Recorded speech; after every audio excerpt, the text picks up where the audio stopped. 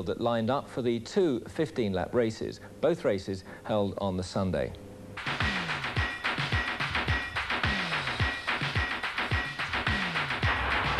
All looked to be perfect as the cars took their positions on the grid for the first of the two legs. Pole position went to Mauricio Gugelmin in the Marlboro Theodore Rolt, who'd looked so smooth in practice. His teammate Emmanuel Pirot was on his outside, and the versatile Jan Lammers from Holland was third fastest. And the engine notes rise. It's going to be a start now, and they're away with Gugelmin making a superb start. Pirot follows it through. It's Lammers in third place, and there's a start line accident. It's Guerrero. Guerrero was delayed at the start. He's been hit by one of the Japanese entries. We've also got number 31, Thomas Danielson, stationary down here, but poor Roberto Guerrero out of his damaged car. It's not Guerrero, it's Brundle. It's car number 5. It's Martin Brundle's car. We're going to see it again. Here is a slow motion, and it's Brundle's car, which is in the middle, which was delayed at the start. And as Martin Brundle is hit from behind by the white car, which is Hideshi Matsuda, and Martin Brundle with his two tyres flattened, his rear wing askew. Also involved was Thomas Danielson, and that means, sadly, that Brundle, the British Formula One star, is out. So is Hideshi Matsuda, so is Thomas Danielson. There they're trying to move the cars to one side, so it may be that if they can get the wreckage to the side of the road, that the race will continue.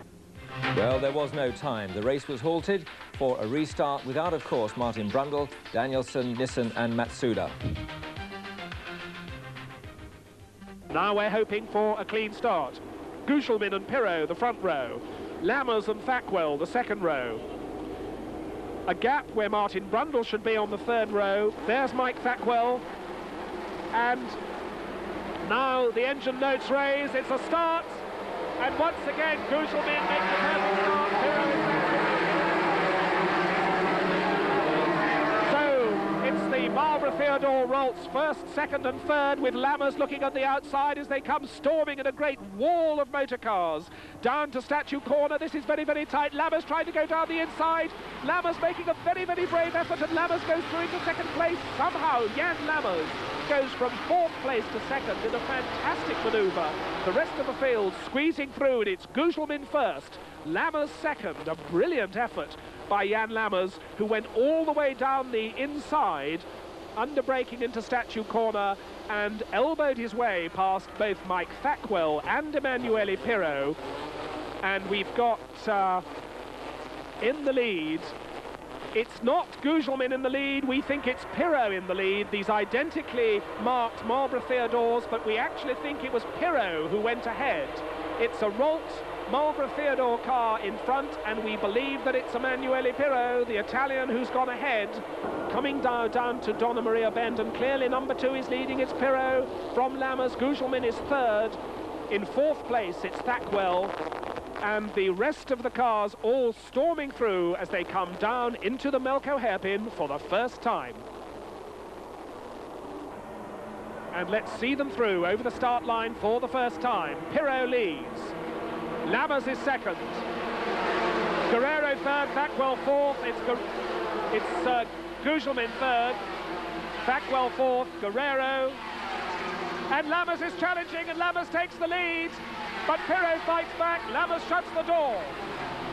Jan Lammers takes the lead with a tremendous manoeuvre going down into Statue Corner. The very determined Jan Lammers has taken the lead.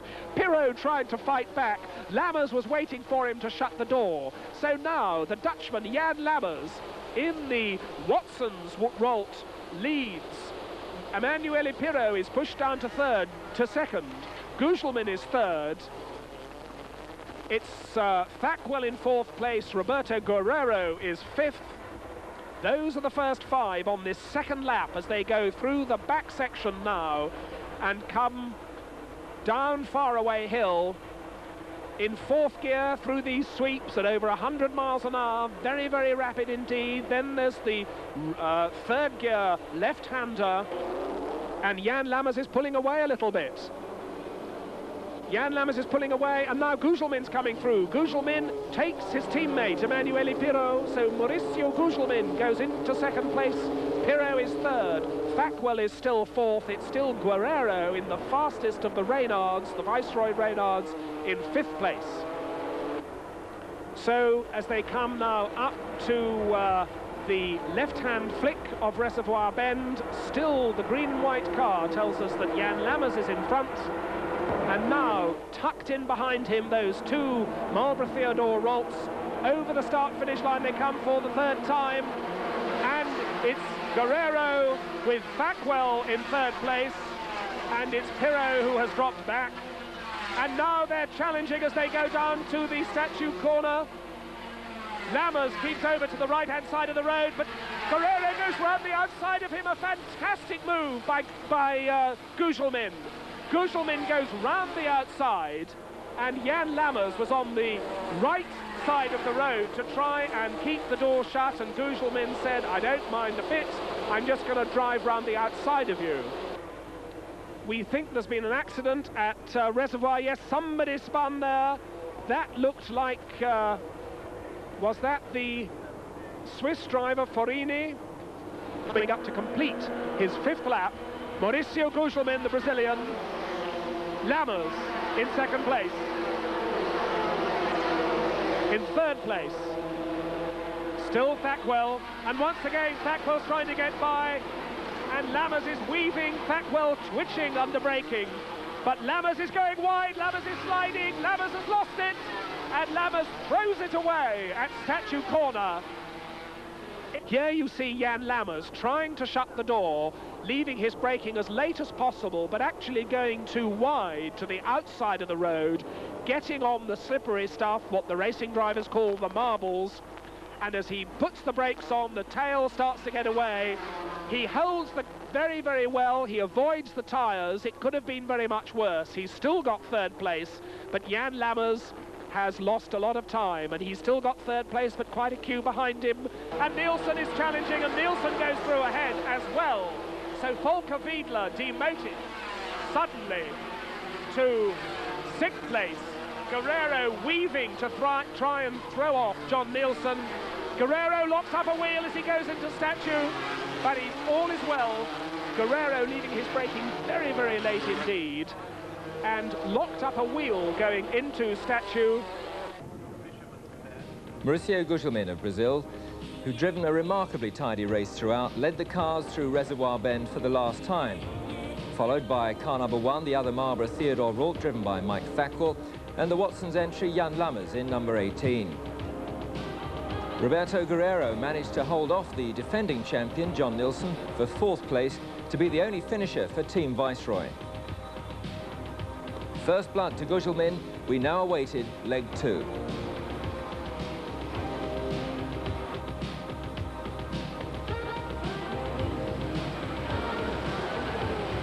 Now, because of our sharing arrangements as far as the pictures were concerned this year with our Jade Channel and TDM, we weren't able during the weekend to do our normal pre- and post-race interviews. I'm going to make some amends now by introducing to you the eventual winner, Mauricio Gugelmin.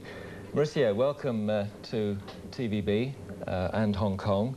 You've already seen Macau. Now, I'm going to ask you first, people say that Macau circuit is quite a difficult one to learn, but you didn't seem to have any troubles on the weekend. It is definitely a very demanding circuit, and I like very much on my first visit to Macau, because you basically there are two circuits. You got a mixture of things, a very fast part and a very slow and demanding part where the circuit is narrow. But I felt that after about 10 laps I was under control of the circuit, but I couldn't still go very fast. But say after 30 laps you should be able to produce a very quick time. Well, you certainly did that. Now, I'm not going to show highlights of the complete second leg, but you won that very convincingly from start to finish. What I'm going to do is ask you to talk us through the opening part of the race. Did you anticipate the lights, or do you just wait for the go? No, I had to wait for it to go, because obviously if you jump the lights, you know, could be a penalized for you. But particularly there was very important to get ahead and out of trouble on the first corner. The statue corner, as you can see, goes very narrow. And I managed to get my car in a perfect position and keep people behind. That was what I was aiming for. And after the start of the corner, as you see there, we just go flat in third gear to that second turn and up in fourth gear going up the hill. And the whole field pretty clear. And then you go to this session, the corner 3 and 4, where it's a second gear, and the car is very, very light, especially when you exit there and you have the wall very close to you. You go up to third, down to a selection of third and fourth gear corners where it's very quick, and the car again is very light because of the speed, and the circle is obviously narrow in that position, and you can see from this beautiful shot and the whole field going through perfectly. And basically I didn't have any problem. I didn't touch the wall or anything, but the tires that we run take about 1 lap to warm up. So particularly on the first lap, you got to be very careful. Now we're waiting for the cars to come out into the... That's a very good corner, very particular corner, because you come into another street and the car is very light as you go there, and it's in second gear corner. That is second as well, a long hairpin, but quite a wide one, where you go down to the Malcolm hairpin in first gear. You got to be very precise there because it's so easy to hit the wall and the speed is not too slow actually. And if you do make a little mistake, it can cost you the race. But fortunately everybody went through pretty nice through there. Now we approach the very fast part of the circuit that I really enjoyed, and is much wider. This corner is the fisherman corner, and we do in third gears. I was doing third gears, but some drivers, I think, were doing fourth. I felt my car was better balanced in third. Now we go to bend A, where has been resurfaced for this year and was actually much better than the other years that people told me that was a bit bumpy there. Now the Formula 3 car is doing about 145 miles an hour, and you're still about halfway down the straight. So it's a very mixed circuit, as I said. You got this very fast part that enabled everybody to make overtake maneuvers. You're in a slightly different line as you come to this corner the second time. Yes, I saw that I was clear from the others, so I took the normal racing line. You see the car going very light on the brake. You're probably doing 154 miles an hour down there. And I just took the normal line because I could gain more time. Now, some of your supporters, the Marlborough Theodore team, waving at us. What we're going to look now, well, you've just gone out the picture. Behind you, Mike Thackwell and Jan Lammers. Very interesting fight. I think they were both very lucky to hold their cars to there. I think particularly statue corners, when you're approaching there, the guy is in front actually has a disadvantage because it's so difficult to gauge the braking point, especially how the sun was really down on your visor. And Mike Thackwell really took a brave maneuver there. Right, this is the checkered flag for you, the second time. That was a very satisfying point there. I wait a little bit, Mike, for the last lap. I took it easy because I knew my 8 seconds gap on the first leg, and then there I knew was everything over.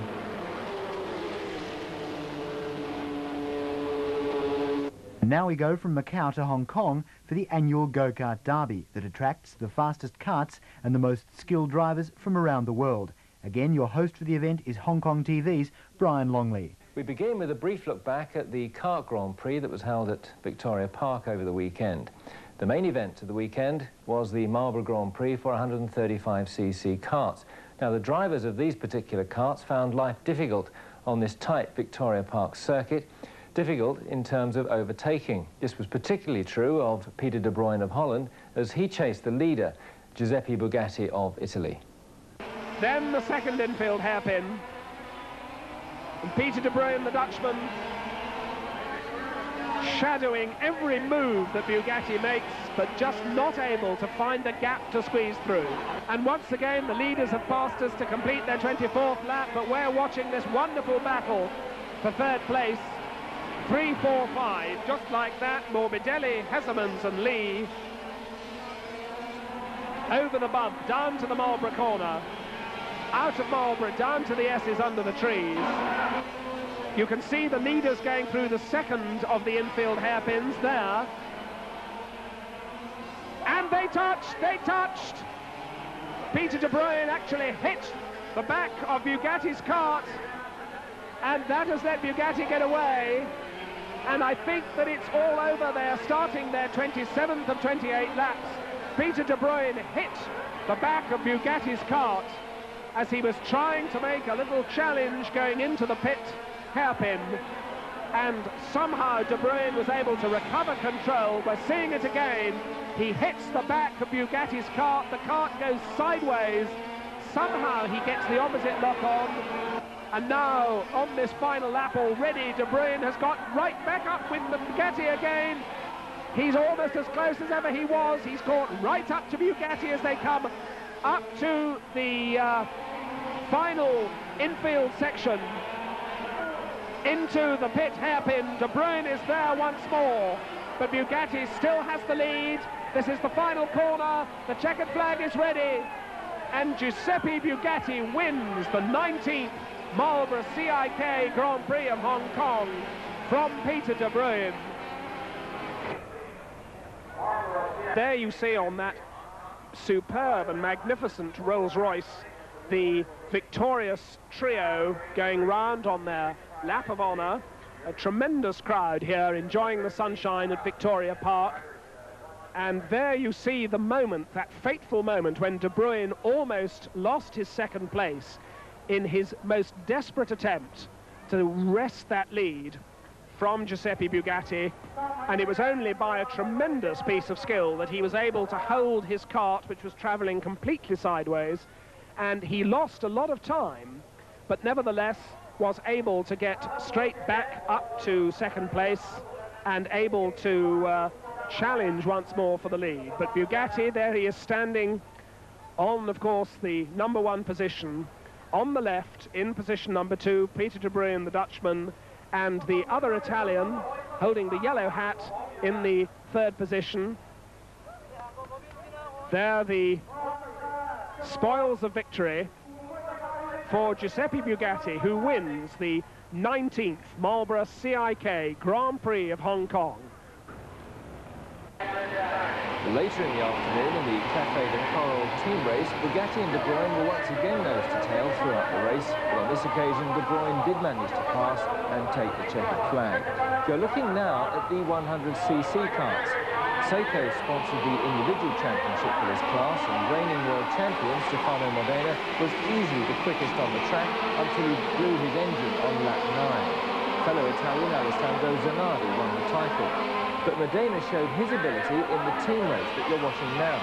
From 18th on the grid, he ploughed his way through the field up to 7th after only 4 laps. Modena in kart number 18. And Modena elbowing his way up through this traffic, but they're 3 abreast there, and Stefano's gone through. He makes up another place to 5th. A fantastic effort there. Past... that was Hans Sherman he was demoting, so he's 5th. He started 18th. We're only on lap 5. Well, they've just started their 6th lap now. That was the completion of lap 5. And already they're through the back section, coming out from the S's and back onto the infield once more. And the leading trio are all together, 1, 2 and 3. Zanardi, Sano and Jorgensen. And we're waiting to see whether number 18 has made it yet to 4th place. This is the completion of 6 laps. 1, 2 and 3 go through, and he has, he's 4th. Stefano Modena is up to 4th place. Hans Sherman has retaken 5th. Tremendous race this. While the leading trio battle on, still in the same order. Zanardi, Sano and Jorgensen. It's in 4th place now, Modena, and already he's thrown off the 5th and 6th place men, and he's set his sights on catching up that leading trio.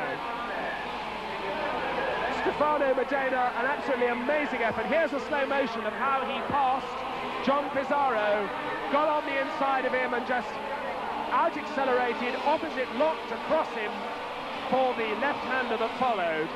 Tremendously stylish driver. And now the leaders are up with a gaggle of back markers, and that's what Stefano Modena needs to help close. And the leaders passing these back markers.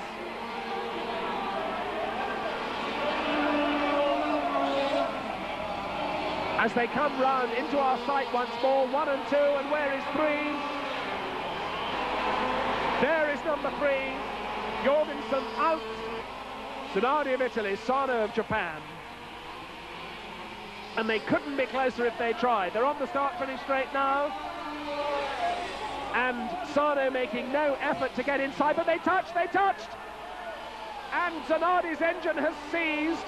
Certainly his engine faltered. And right up on 2 wheels with delight goes Sano. Zanardi's engine faltered. Sano hit him from behind. Clearly a mechanical problem, because you could see Zanardi hastily trying to tend to his engine with his right hand. Zanardi in problems. Sano has gone through. That's a bad blow to Italy's hopes. Sano now all on his own, the leader. And right up with him is number 18, Stefano Medina. Stefano Medina is now second. And that incident gave Sano the lead, but it delayed him because Zanardi's kart faltered and slowed, and Sano had to come right off the power to avoid hitting Zanardi, and that has all helped the flying Stefano Medina to get near. This is going to be a battle to the end. They're about to complete their 18th lap. They're about to complete their 19th lap. There they go. This is the last lap. Can Medina do it? He's about 6 lengths behind as they go on this final lap. Under the trees, Medina is closing all the time, but his engine sounds wrong. I think he's got a broken exhaust, and certainly he's going to have to do it now if he does it at all, because this is the final and 20th lap. Sano looks over his shoulder.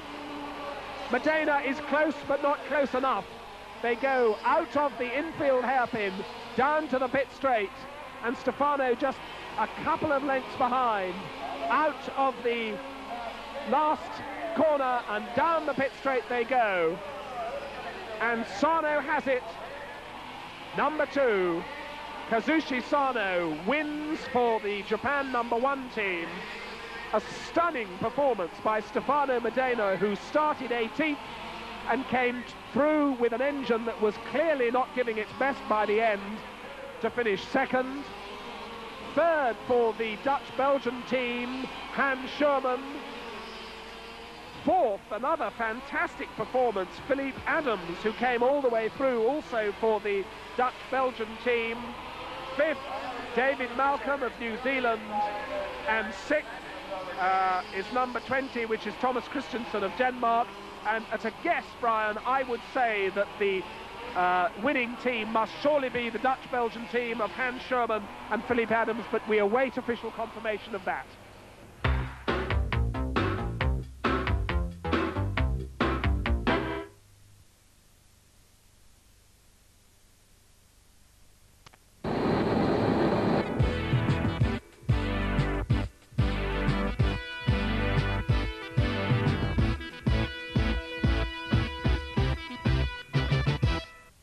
Welcome to SBS's coverage of the 1986 Toshiba Rally Sprint, one of the premier events on the Australian rally circuit.